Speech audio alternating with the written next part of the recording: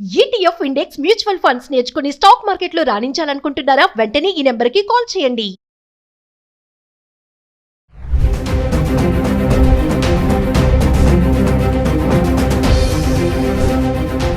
నమస్తే, welcome back to Suman TV. Present మనతో పాటు ఉన్నారు అనలిస్ట్ మందరి కృష్ణారెడ్డి గారు. నమస్తే సార్. నమస్తే అమ్మా. సార్, అమెరికా అధ్యక్షుడు డొనాల్డ్ ట్రంప్ H1B వీసాల విషయంలో మొదటి నుంచి కూడా ఏదో ఒక మెలిక పెడుతూనే ఉన్నారు. మరి ఇప్పుడు కొత్తగా ఏంటంటే ముందు ముందు H1B వీసా రద్దు చేయబోతున్నాము అని కూడా చెప్తున్నారు. ఎందుకంటే చాలా స్కామ్స్ జరుగుతున్నాయి. H1B వీసా పైన వచ్చి ఇక్కడ తర్వాత మెల్లగా సిటిజన్షిప్, బర్త్డే సిటిజన్షిప్ కూడా ట్రై చేస్తున్నారు అక్కడే ఉండిపోవడానికి అనేది. ఇందులో చాలా స్కామ్స్ జరుగుతున్నాయి. అమెరికన్స్ కూడా ఛాన్సెస్ ఉండట్లేదు ఈ వలసదారుల వల్ల అని చెప్పేసి ఒక టాక్ నడుస్తుంది. మరి నిజంగానే H1B వీసా రద్దు చేసేస్తారంటారా?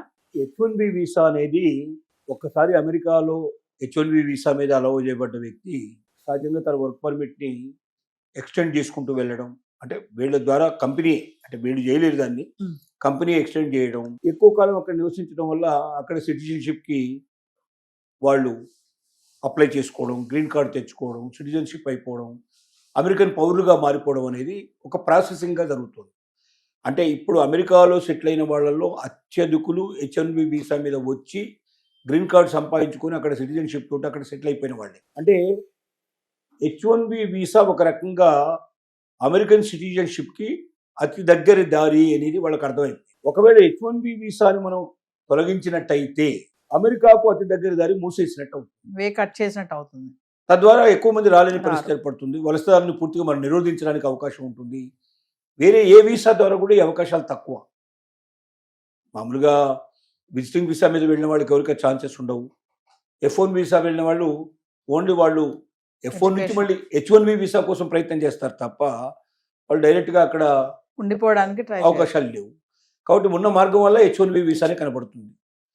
దానిలో ఇండియన్స్ ఎక్కువగా సెటిల్ అవ్వడానికి H1B వీసా బాగా తోడ్పడింది. ఎందుకంటే H1B వీసాలో 71% ఇండియన్స్కే ఎప్పుడు కూడా షేరింగ్ ఉంది. కాబట్టి మొదటి నుంచి ఇప్పటిదాకా సుమారు 70-75 వేల వీసాలు సుమారుగా సంవత్సరానికి జారీ చేయబడితే దాంట్లో 70% అంటే దాదాపుగా అత్యధిక భాగం ఇండియన్సే దాన్ని తీసుకున్నారు. అలా వెళ్ళిన వాళ్ళు లక్షల మంది అక్కడ సెటిల్ అయినారు. కాబట్టి H1B వీసాను రద్దు చేయాలా అని ఒక ప్రాతిపదికని, ఒక ప్రతిపాదన అక్కడ ఉంది. ఆ ప్రతిపాదనలో ఏం ఆలోచిస్తున్నారంటే, ఒకటి పూర్తిగా రద్దు చేసి కొత్త నిబంధనలతో మళ్ళీ H1B వీసా తీసుకురావాలని. ఏమిటి? H1B వీసా వాళ్ళకి ఎట్టి పరిస్థితుల్లో గ్రీన్ కార్డు ఇవ్వడానికి వీల్లేదు, సిటిజన్షిప్ ఇవ్వడానికి వీల్లేదు. సిటిజన్షిప్కి వేరే మార్గాల ద్వారా ఎట్లాగైతే ఇప్పుడు చెప్పినటువంటి ఏదైతే మనకు అక్కడ సుమారుగా $50 లక్షల కట్టి వెళ్ళేటువంటి పద్ధతిలో ఉండేటువంటి కానీ ఇంకా రకరకాల పద్ధతిలో వీసా ఏదైతే ఏర్పాటు చేశారో ఆ వీసా ద్వారా వెళ్లాల్సిందే తప్ప H1B వీసా ద్వారా వెళ్ళిన వాళ్ళు అక్కడ గ్రీన్ కార్డు సంపాదించుకొని సిటిజన్షిప్ వెళ్ళడానికి వీలు లేకుండా నిబంధనలన్నా విధించాలని ఆలోచిస్తున్నారు.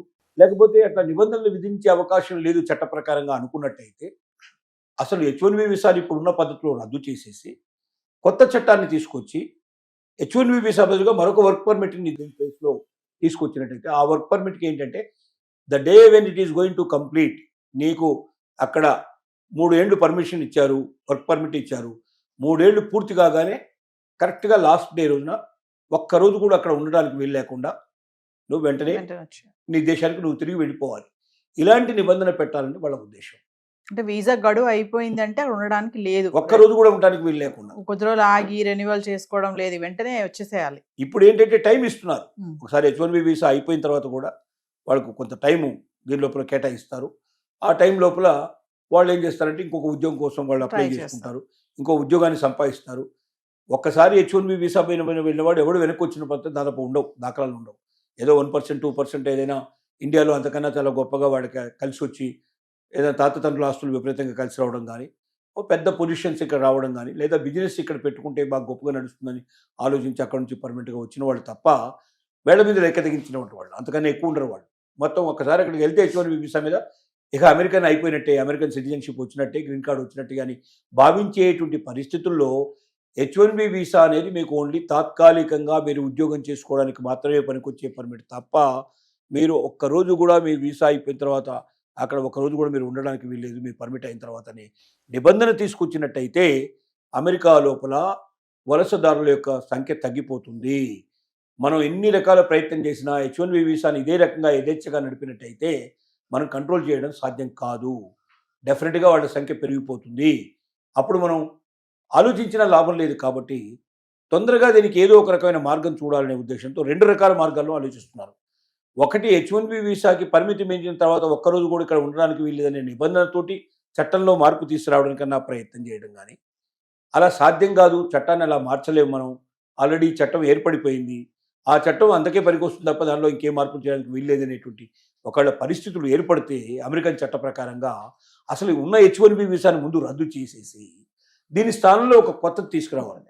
ఎందుకంటే కంపెనీస్ అన్ని ఏం గొడవ పెడుతున్నాయి, మాకు ఇక్కడ ఉన్నటువంటి పరిజ్ఞానం సరిపోదు, ఇక్కడ ఉన్న నాలెడ్జ్ మేధస్సు మాకు సరిపోదు, మేము అవుట్ సైడ్ నుంచి తెచ్చుకుంటే తప్ప మా కంపెనీలు మేము నడపగలిగే పరిస్థితులు లేవు, కంపెనీలు లేకపోతే మూతపడిపోతాయి, ఇప్పుడున్న అమెరికన్ ఉద్యోగాలు కూడా మొత్తం క్లోజ్ అయిపోయే అవకాశాలు ఉన్నాయి. కాబట్టి మీకు అమెరికన్స్ కూడా ఎక్కువ ఉద్యోగాలు జరగాలంటే ముందు మన కంపెనీ నడవాలి. కంపెనీ నడవాలంటే మనం అవుట్సోర్స్ నుంచి తప్పనిసరిగా ఎవరైనా మేధావులైన వాళ్ళని మనం తెచ్చుకోక తప్పదు అని చెప్తున్నారు. మేధావులు తెచ్చుకోవాల్సినంత కాలం తప్పనిసరిగా ఒక వీసా పర్మిట్ అయితే ఉద్యోగానికి కంపల్సరిగా ఇవ్వాల్సింది. ఆ ఇచ్చేటటువంటి ప్రస్తుతానికి H1B వీసాని మనం పిలుస్తున్నాం. ఈ H1B వీసాని మాడిఫై చేసే అవకాశం ఉంటేనే మాడిఫై చేయడానికి వీలు లేకపోతే దాన్ని మొత్తం అసలు చట్టాన్ని రద్దు చేసి కొత్త చట్టం దాని బదులుగా ఇగో వర్క్ పర్మిట్ ఇంతకాలం ఉంటుంది, ఇది ఈ 3 ఏళ్లే ఉంటుంది, 2 ఏళ్లే ఉంటుంది, ఇంతకు మించి ఉండదు, ఇది అయిన తర్వాత వెనక్కి రావాల్సిందే, మళ్ళీ కొత్త దానికి అప్లై చేసుకోవాల్సిందే అని చెప్పడానికి ప్రయత్నం జరుగుతోంది. ఆ వైపున ప్రయాణం చేస్తూ ఉన్నారు. అయితే ఇది ఇంకా ఆలోచన దశలోనే ఉంది తప్ప ఇంకా ఆచరణలోకి రాలేదు. కానీ ట్రంప్ లాంటి వాడు అర్ధరాత్రి ఒకసారి రాత్రి అనుకుంటే పౌరుకల్లా దాన్ని అమలు పరిచినా ఆశ్చర్యపడాల్సిన అవసరం లేదు.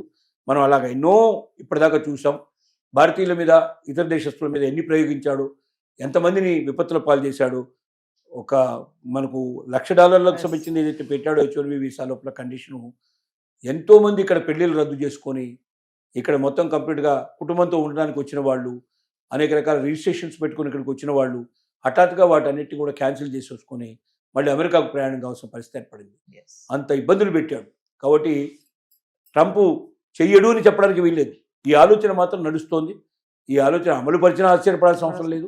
లేకపోతే మేధావులంతా కూడా అక్కడ ఉన్న వాళ్ళు సలహా తీసుకున్నప్పుడు ఇది కోర్టుకు విరుద్ధంగా నడుస్తుంది, ఇట్లా చేయడానికి వీల్లేదని ఒకవేళ పరిస్థితి ఏర్పడితే మరి అలాంటి వాటి లోపల ఏం డెసిషన్ తీసుకుంటాడో తెలియదు. కానీ ఏది ఏమైనప్పటికీ ఇలాంటి ఒక ఆలోచన మాత్రం ఇప్పుడు అమెరికాలో చాలా వేగంగా నడుస్తుంది. ఈ ఆలోచనని మాత్రం చెప్పక తప్పదు. Thank you.